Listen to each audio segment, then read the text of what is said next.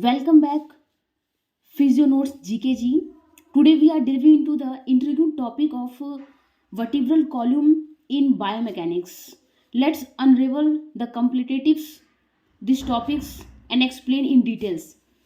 So now let's start for this topic. So friend, ये generally अगर देखा जाए,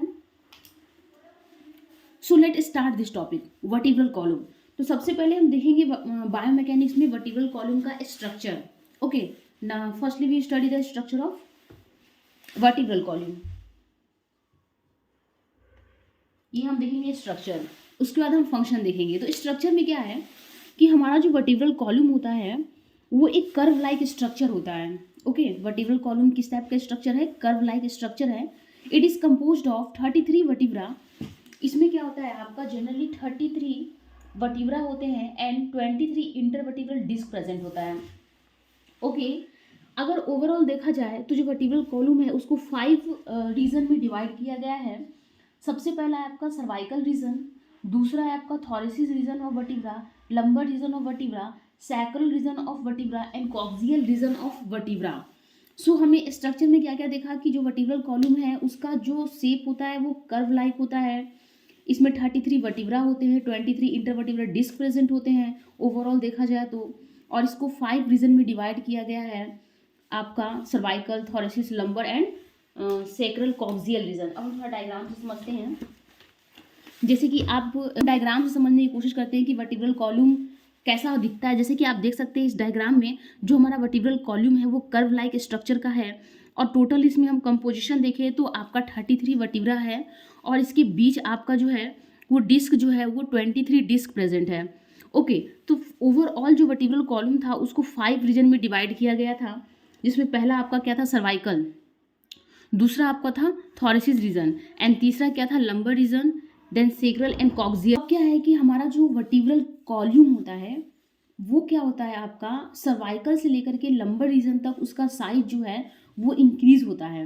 ओके, एंड सैक्रल से लेकर के कॉक्सियल रीजन तक क्या होता है, उसका साइज आपका क्या होता है, डिक्रीज होता है। ओके, जैसे कि हम इस डायग्राम से समझ सकते हैं। ओके, इस डायग्राम में देखते हैं जैसे कि ये हमारा सर्वाइकल है। जैसे कि आप देख सकते हैं कि ये जो सर्वाइकल है थॉरेसिस के कंपेयर में क्या है, आपका जो थॉरेसिस रीजन है उसका जो साइज है वो ज़्यादा है कंपेयर टू द सर्वाइकल। फिर अगर हम थॉरेसिस से लंबर में कंपेयर करें तो थॉरेसिस और लंबर में जो लंबर है उसका साइज ज़्यादा है। मतलब कि हमारा जो सर्वाइकल से लेकर के लंबर तक का जो वर्टिब्रा का साइज है वो इंक्रीज होता है। ठीक अपोजिट हम देख रहे हैं क्या कि हमारा सैक्रल से लेकर जब कॉक्सियल तक जा रहा है तो इसका साइज क्या हो रहा है, डिक्रीज हो रहा है। तो आपको ये एक फैक्ट याद रखना है कि हम जो हमारा वर्टिब्रल कॉलम होता है उसमें सर्वाइकल से लेकर के लंबर तक जो आपका उसका साइज होता है वो इंक्रीज होता है एंड सैक्रल से लेकर कॉक्सियल तक क्या होता है, डिक्रीज होता है। ओके, सो जनरली हमने अभी जस्ट पढ़ा था कि जो वर्टिब्रल कॉलम होता है उसमें 33 वर्टिब्रा मतलब कंपोज होते हैं। ये तो आपका ठीक है, लेकिन क्या होता है कि जब ह्यूमन एक एडल्ट लाइफ में जाता है, जब वो एडल्ट होता है, ओके, जब एडल्ट होता है तो क्या होता है कि जो उसका सैक्रल एंड कॉक्सियल वर्टिब्रा होता है जिसमें 5 और 4 होते हैं, ये आपस में पूरी तरह से क्या होते हैं, फ्यूज्ड हो जाते हैं। जैसे कि इस डायग्राम से हम समझ सकते हैं। इस डायग्राम में आप देख रहे होंगे कि इसका क्या हो गया है, जो आपका सैक्रल एंड कॉक्सियल है वो आपस में फ्यूज्ड होकर के 1 वर्टिब्रा बन गया है। ओके, तो इस तरह से टोटल अगर हम देखें तो एडल्ट में जो टोटल वर्टिब्रा होते हैं दैट इज़ द 24। ओके, आपका 24 वर्टिब्रा होते हैं। सो जैसे देखेंगे कि जो आपका वर्टिब्रल कॉलम है जो कि एक कर्व लाइक स्ट्रक्चर है उसमें जनरली कितने टाइप के कर्व होते हैं, तो 2 टाइप के आपके कर्व होते हैं। सबसे पहला है आपका लोडोटिक कर्व एंड सेकंड है आपका काइफोटिक कर्व। ओके, जो आपका लोडोटिक कर्व होता है उसको हम सेकेंडरी कर्व भी कहते हैं और जो काइफोटिक कर्व होता है उसको हम प्राइमरी कर्व भी कहते हैं। ऐसा क्यों है, इसका रीज़न आपका ये है कि जो हमारा प्राइमरी कर्व है, नाम से लग रहा है प्राइमरी मतलब पहले, मतलब कि सबसे पहले जो डेवलपमेंट होता है आपका वो प्राइमरी कर्व का होता है जब हमारा फीटस यूट्रस में होता है उस कंडीशन में। लेकिन जब वो यूट्रस से मतलब बायबोर्न मतलब जब वो बर्थ होता है, उसका जन्म होता है, उसके बाद जब वो क्रोलिंग करता है या वॉकिंग करता है, जब वो करने लगता है ये सब, ये सारे मूवमेंट उसके बॉडी में होने लगते हैं, उसके बाद क्या होता है, सेकेंडरी कर्व का डेवलपमेंट होता है। ओके, तो जनरली अब हम एनालिसिस करेंगे डिटेल में इस कर्व के बारे में कि जितने भी रीजन होते हैं 5 रीजन, कौन कौन से रीजन में कौन कौन सा कर्व प्रेजेंट होता है और उसको डिटेल में देखते हैं। सो अब हम देखेंगे जो हमारा कर्व था उसको हम डिटेल में एनालिसिस करेंगे। तो जैसे कि आप देख सकते हैं मैंने यहाँ पे एक कर्व बनाया है।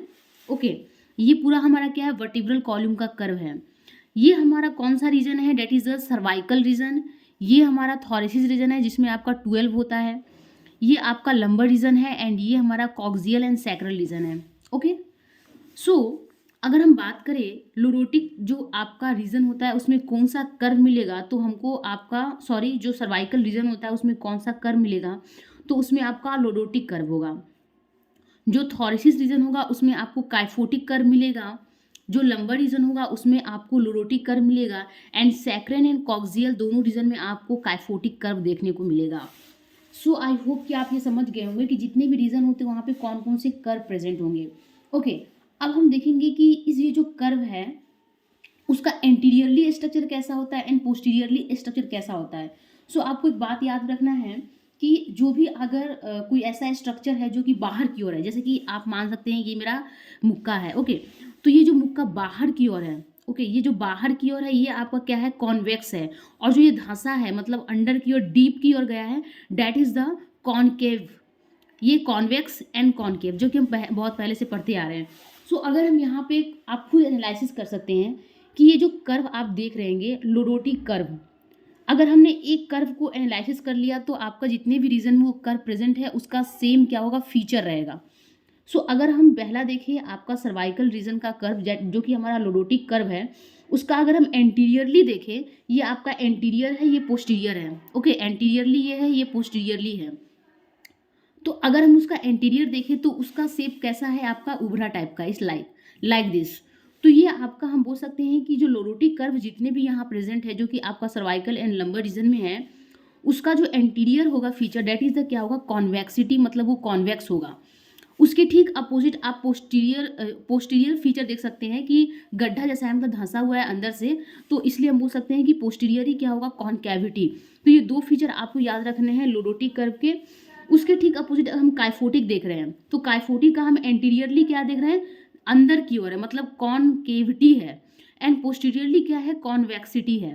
तो ये दो फीचर आपको दोनों कर्व में याद रखने हैं, लोरोटिक कर्व में एंड काइफोटिक कर्व में। लोरोटिक कर्व में आपको याद रखना है कि उसका जो एंटीरियरली होता है वो कॉन्वेक्स होता है एंड पोस्टीरियरली क्या होता है, आपका कॉनकेव होता है। इसके ठीक अपोजिट जो काइफोटिक है उसका एंटीरियरली आपका क्या है, एंटीरियरली क्या है, कॉनकेव है एंड पोस्टीरियरली क्या है, कॉन्वेक्स है। तो ये आपको दो फीचर याद रखने हैं लोरोटिक एंड काइफोटिक कर्व को। सो अब हम आगे कंटिन्यू करते हैं। सो अब हम देखेंगे मोबाइल सेगमेंट क्या होता है। ओके, सो मोबाइल सेगमेंट क्या है, जनरली आपका जो मोबाइल सेगमेंट होता है वो हमारे स्पाइन का सबसे स्मॉलेस्ट फंक्शनल यूनिट होता है। Okay, and it is consist of two adjacent vertebra, intervertebral disc and soft tissue. इसका क्या होता है, कॉन्सिस्ट मतलब इन सबसे मिलकर के बना होता है। सो मोबाइल सेगमेंट बहुत ही छोटा सा टॉपिक है कि क्या होता है, इसमें क्वेश्चन ये आ सकते हैं कि मोबाइल सेगमेंट क्या होता है, इसका कॉम्पोजिशन क्या है। तो हमारे स्पाइन का जैसे कि ये फंक्शनल और स्मॉलेस्ट यूनिट है, और ये आपका इसमें दो adjacent vertebra, intervertebral disc and soft tissue include होते हैं। सो फ्रेंड, आज के लिए हम इतना ही कवर करते हैं बायोमैकेनिक्स में, जो कि आपका वर्टिब्रल कॉलम में बहुत ही लंबा चैप्टर है। सो हम इंडिविजुअली सेगमेंट के अकॉर्डिंग मैं वीडियो अपलोड करूँगी। So thank you for watching my video.